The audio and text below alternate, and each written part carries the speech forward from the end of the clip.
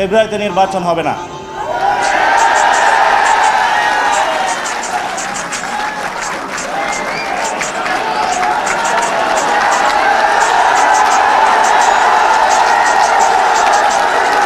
ফেব্রুয়ারিতে নির্বাচন হবে না কারণ যদি ফেব্রুয়ারিতে নির্বাচন হয়, আমার যে ভাইয়েরা শহীদ হয়েছিল, রক্ত দিয়েছিল সংস্কারের জন্য, একটি নতুন সংবিধানের জন্য, তাহলে কবরে গিয়ে তার লাশটা ফেরত দিতে হবে এই সরকারকে।